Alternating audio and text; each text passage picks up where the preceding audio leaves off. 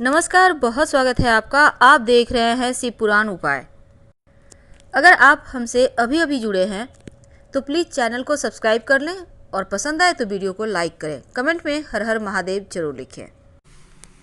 मेष राशि वालों, आखिर आपको ज़िंदगी में इतनी ठोकरें क्यों मिलती है, कभी सोचा है आपने? हर कोई चाहता है उनका जीवन स्मूथ चले, बेवजह ठोकरें ना मिले, बेवजह जीवन में परेशानियां ना आए। वैसे तो मेष राशि चूँकि अग्नि तत्व की राशि है और मंगल देव आपके राशि के स्वामी हैं। मंगल देव स्वामी हैं तो आप में ऊर्जा तो होगी ही, आप में कॉन्फिडेंस तो होगा ही, साहस भी होगा और ये सभी चीज़ें आप में होती है।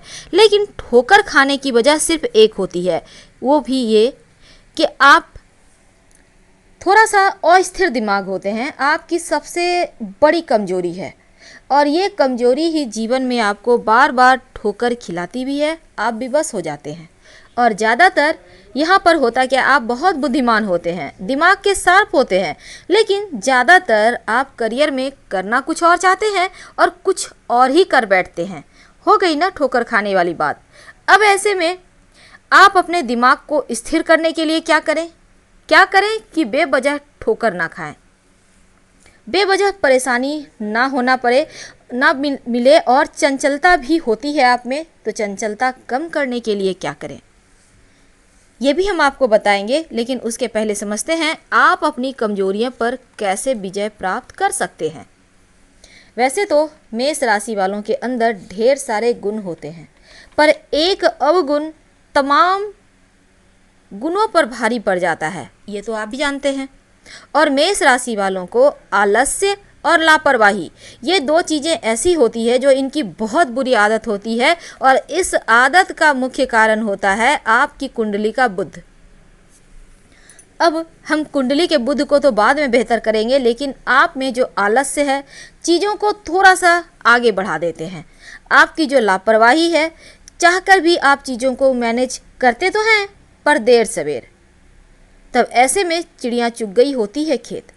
तो क्यों हम ऐसा काम करें कि आपको जीवन में सफलता न मिलकर असफलता मिल जाए। आप में जितनी काबिलियत है आप आराम से मंजिल तक पहुंच सकते हैं, तो फिर चीज़ों को हमेशा ही छोड़ देना, बीच में लापरवाह रवैया अपनाना, आलस्यपन में आ जाना, ये आपकी बुरी आदत है।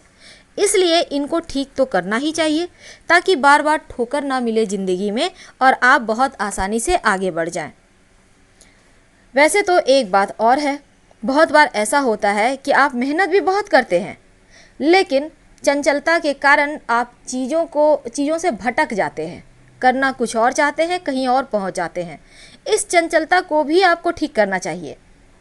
कभी कभी बहुत प्रयास करने के बाद भी हार का मुंह देखना पड़ता है।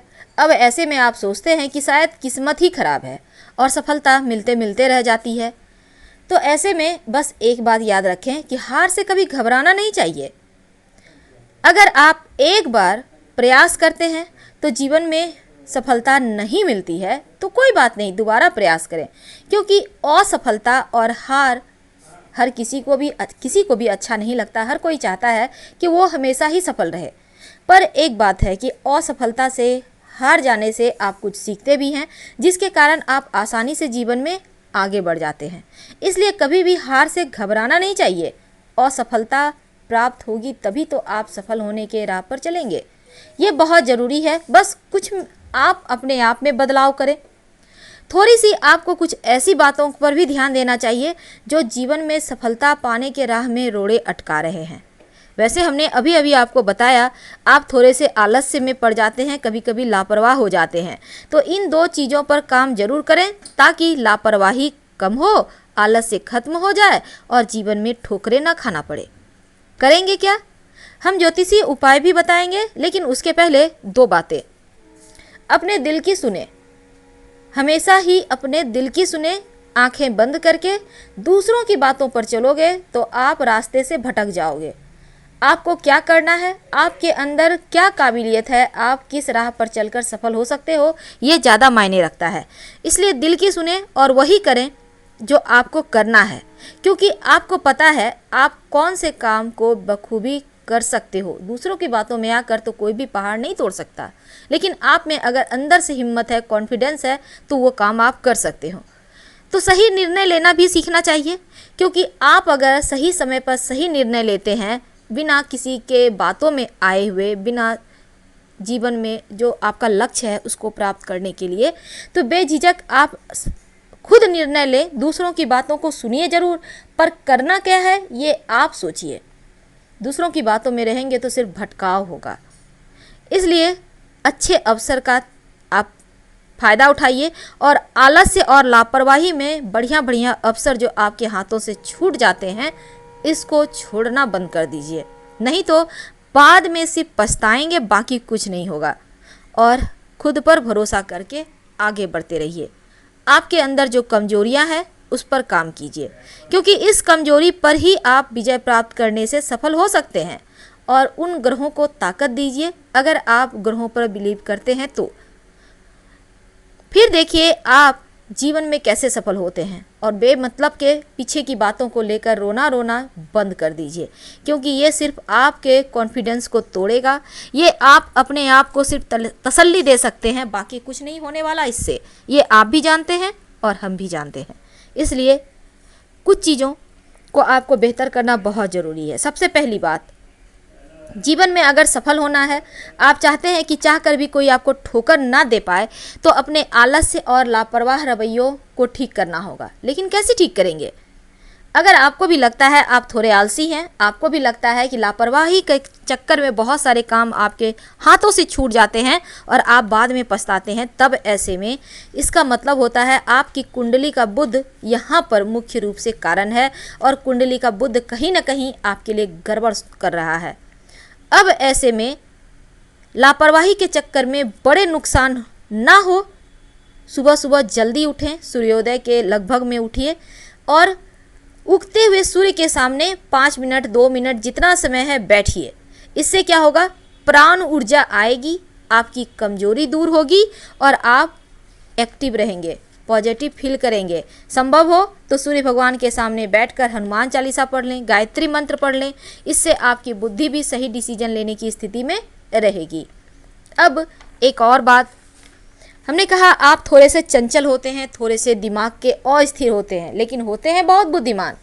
अब अस्थिर दिमाग जो आपके जीवन में तमाम चीज़ों से आपको भटका देता है, करे ना करे जैसी स्थिति हो जाती है। कभी कभी मंजिल तक पहुंचकर भूल जाते हैं कि करना क्या है। ऐसे में आप एक काम करें, भगवान सूर्य को प्रणाम तो आपको रोज ही करना है, ताकि आपके जीवन में जो ऊर्जा का लेवल है वो बढ़ जाए, आपका कॉन्फिडेंस बढ़े और आपका मन सही दिशा में जाए। भटकाव से बचिए। दूसरी बात, आपको गायत्री मंत्र हर हाल में पढ़ना चाहिए। कम से कम रात में सोने के पहले तो 9 बार जरूर पढ़िए। और सलाह लेकर एक मोती पहनिए, अपने मन से मत पहनिएगा, नहीं तो हानि भी कर सकता है, इसलिए सलाह लेकर ही पहनिएगा। मोती पहनने से आपके मन की जो चंचलता है, अगर सूट किया तो, नहीं तो अगर सूट नहीं कर रहा है मोती, तो उसके भी उपाय हैं।